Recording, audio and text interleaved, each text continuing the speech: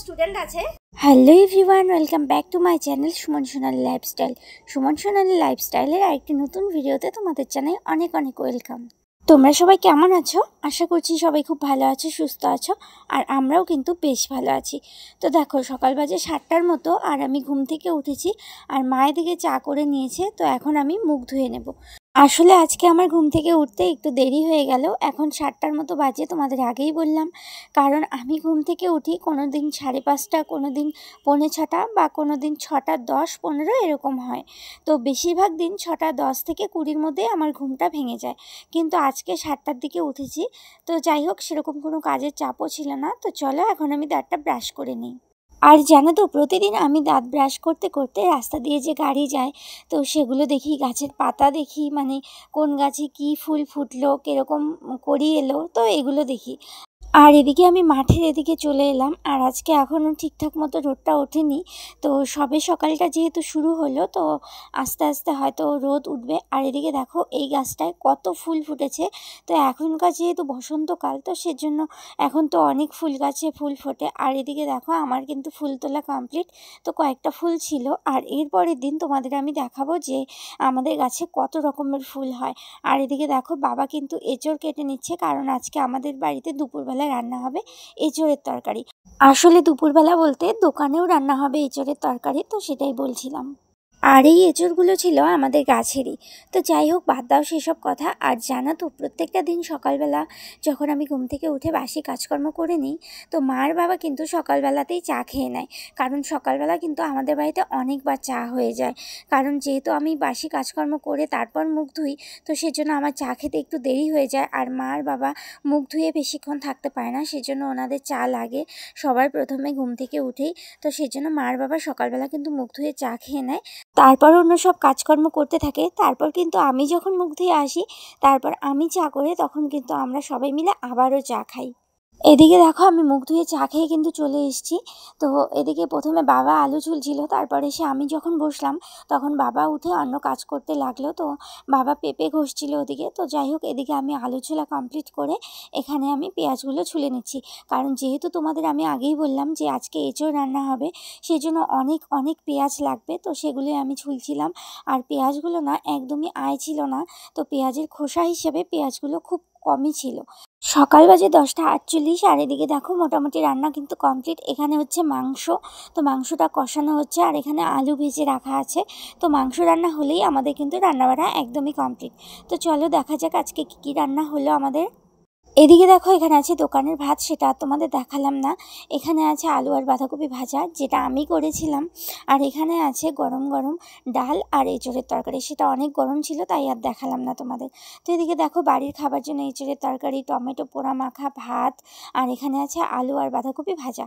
তো তারপর দেখো, আমরা কেউ ভাত খাইনি। তারপর এদিকে কিন্তু আমি আবারও চা করছি, কারণ আমার হাজব্যান্ড কাজের থেকে চলে এসছে, আর ও অনেকটা সকালে যেহেতু কাজে চলে গেছিলো, তাই চা না খেয়েই চলে গেছিলো, কারণ দুধের কড়াইটা ছিল মার ঘরে। তো যাই হোক, এদিকে আমি চাটা করে নিচ্ছি। আর আমাদের বাড়িতে তো এরকমই সিস্টেম যে একজন চা খেলে তার সাথে সাথে আমরা সবাই মিলে আবারও চা খাই। এতটুকু পর্যন্ত তো গলার ভয়েসটা ঠিকই ছিল। আর যেহেতু আমি ভিডিওটা অনেক দিন আগেই করেছি, তো সেজন্য আমার ভয়েস ওভার করতে অনেকটা দেরি হয়ে গেছে। তার কারণ হলো, আমার শরীরটা ভীষণ খারাপ ছিল। তো যার কারণে আমি ভিডিওটা ঠিকঠাক মতো এডিটিংও করতে পারিনি, আর ভয়েস ওভারও দিতে পারিনি। আর এখন যেহেতু আমার গলাটা একটু ঠিক হয়েছে, তোমরা তো তবুও গলার ভয়েসটা শুনে বুঝতেই পারছো যে কীরকম অবস্থা। আসলে সর্দি কাশির জন্য আমার যে কী অবস্থা হয়েছিল, কি বলবো তোমাদের। তো যাই হোক, দেখো ওদিকে কিন্তু আমি সবাইকে মোটামুটি চা দিয়ে দিলাম, আর এদিকে আমিও একটু চা খেয়ে নিচ্ছিলাম। তো চা খাওয়া কমপ্লিট করে চলে এসেছি বিছানা তুলতে। আসলে তোমাদের তো আমি বলেইছি যে আমি যেহেতু সকালবেলা ঘুম থেকে উঠে বাইরের কাজকর্ম করতে চলে যাই, তো সেজন্য আমার বিছানাটা তুলতে অনেকটা দেরি হয়ে যায়। আর একটা কথা, আমি কিন্তু এখনও লেপটা তুলে রাখিনি, যেহেতু অনেকটা গরম পড়েছে, তবু আর কি লেপটা তোলা হয়নি আমার। কারণ আমরা তো এখন ফ্যান চালিয়ে কম্বলটা গায়ে দিয়ে থাকি, তো লেপটা তুলে রাখবো খুব শিগগিরই। এদিকে তোমাদের সাথে কথা বলতে বলতে আমার কিন্তু বিছানা গোছানো কমপ্লিটও হয়ে গেল। আর দেখো, ঘড়িতে বাজে 12:15। আর এদিকে দেখো, আমার মুখটা একটু বেশি খুশি খুশি, কারণ আমার শ্বশুরমশাই নিয়ে এসছে দুটো জিনিস, যেই জিনিসগুলো ছাড়া আমাদের একদমই চলছিল না। তো দেখো একটা হচ্ছে মিনি আলমারি। তো এই আলমারির মধ্যে আছে 3টে থাক আর উপরে আছে একটা মিক্সি। তো মিক্সিটা তো একদমই মানে খুবই ইম্পর্ট্যান্ট, আর আলমারিটাও ইম্পর্ট্যান্ট। আর আলমারিটার মধ্যে 2টো চাবি ছিল। আর এদিকে দেখো তারপর আমি মিক্সিটা খুলে দেখছিলাম, তো মিক্সির সাথে একটা ওয়ারেন্টি কার্ড দিয়েছিল, যেটা ছিল 5 বছরের ওয়ারেন্টি। তো সেটা আর কি ভালো করে রাখতে হবে। আর আমি একটু পরে দেখছিলাম, আর মিক্সির কালারটা কিন্তু সত্যি খুব সুন্দর হয়েছিল। আর এদিকে দেখো মা রেডি হয়ে কিন্তু বেরিয়েও পড়েছে। এখন বাজে হচ্ছে 12টা 25, আর মা গেল এক জায়গায়, মা গেল হচ্ছে 12-বিশাতে। আসলে আমার বড় পিসি শাশুড়ি যে আছে 12-বিশাতে বাড়ি, তো ওই পিসির শাশুড়ি মারা গেছে, সেজন্য মা সেখানে গেল। তো খবরটা এসছে অনেকক্ষণে। আসলে দিদা হচ্ছে 7:30 8টা বা 8:30 হবে হয়তো, আমরা ঠিক ঘড়ি দেখিনি। তো ওরকম টাইমে ফোন এসেছিলো, তো দিদা মারা গেছে। তো মা হচ্ছে সেখানেই গেল। আসলে অনেকটা দেরি হয়ে গেল যেতে, কারণ আমাদের যেহেতু দোকানে রান্নাবাড়া হচ্ছিল, তো সেজন্য রান্নাবাড়া সমস্ত কিছু কমপ্লিট করে এখন মা গেল। তো এখন যেহেতু বাকি অনেক কাজ পড়ে আছে, এখন আমাকে করতে হবে সেগুলো। আর দেখতে পাচ্ছ তো আমি ঘেমে কি অবস্থা হয়ে গেছে আমার।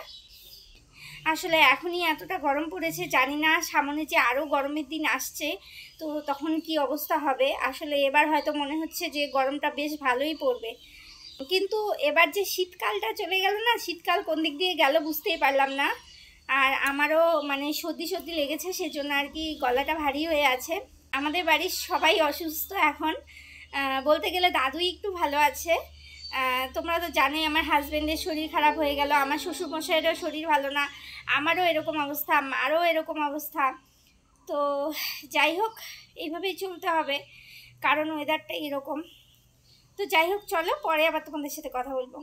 তারপর এদিকে দেখো আমি কিন্তু শশা কাটতে বসেছি, আর তার সাথে সাথে অনেক কাজকর্ম পড়ে আছে।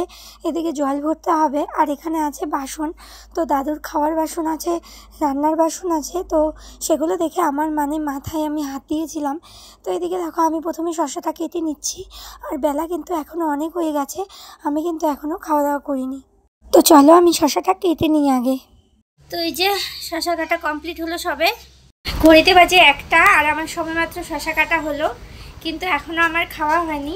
তো মা হচ্ছে একটু খেয়ে গেল, বাবা খেয়েছে, কিন্তু আমি এখনও খাইনি, আমি এখন খাবো। আর ওদিকে ছাগলের বাচ্চাগুলো আছে, ওদেরকেও খাওয়াতে হবে।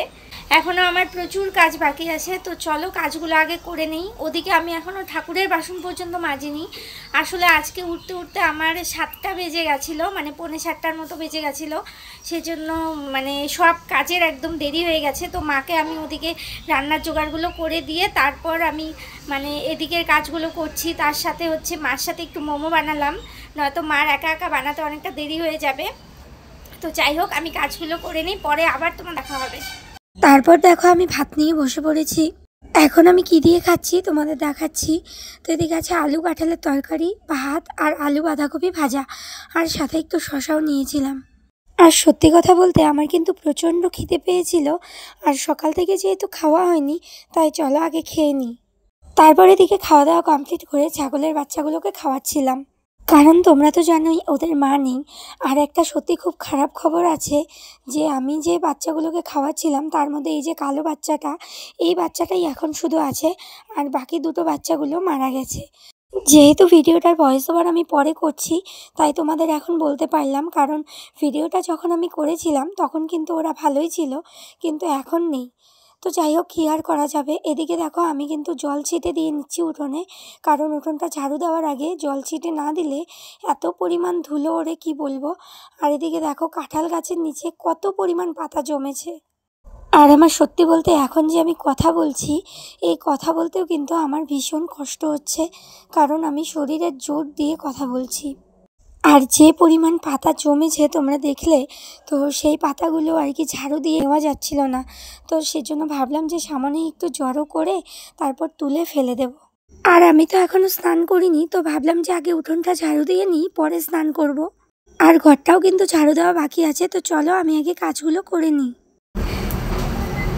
ঘড়িতে বাজে এখন 3:30, আর আমি পুজো দিয়ে এলাম মাত্র, এখনও প্রসাদ ভাঙিনি। তো প্রসাদটা ভাঙবো, আর বিকেলবেলা আমার পড়ানো আছে। আর মা ফোন করেছিল, বললো যে ওখান থেকে বেরিয়েছে কিন্তু এখনও মানে গাড়ি পায়নি, টোটোর জন্য দাঁড়িয়ে আছে। টোটোর থেকে মানে স্ট্যান্ড অবধি আসতে হবে, স্ট্যান্ডের থেকে আবার বাসে করে আসবে। তো সেজন্য মানে পিসিদের বাড়ির সামন থেকে আর কি টোটো পায়নি। আসলে এখন দুপুরবেলা তো সেজন্যই হয়তো। তো যাই হোক, মাও চলে আসবে, আর বিকেলবেলা তো আমার পড়ানো আছে। তো যাই হোক, এখন একটুখানি আর কি রেস্ট নিতে পারবো। এখন তো 3:30 বাজে। আমার যে বিকেলবেলা স্টুডেন্ট আছে, তো সে হচ্ছে একদমই ছোট্ট, 4টের দিকে ওর টিউশন, কিন্তু ও 4টের দিকেও আসে না, 4টের পরে তো আসবেই না, উল্টে 4টের 10 মিনিট 15 মিনিট আগে চলে আসবে। কোনোদিন আবার 3টে 3:10 এরকম টাইমেও চলে আসে। তো আমি আজকে ভাবছিলাম যে হয়তো আমার কাজ শেষ হবে না, স্নান হবে না, তার মধ্যেই ও চলে আসবে, কিন্তু যাই হোক ও হয়তো আজকে টাইম মতনই চলে আসবে। তো যাই হোক, চলো আজকে ভিডিওটা আমি এখানেই শেষ করে দিচ্ছি। ভিডিওটা কেমন লাগলো জানিও। পরে একটা নতুন ভিডিওর সঙ্গে তোমাদের সাথে দেখা হবে। আজকের মতো এখানে টাটা, বাই বাই।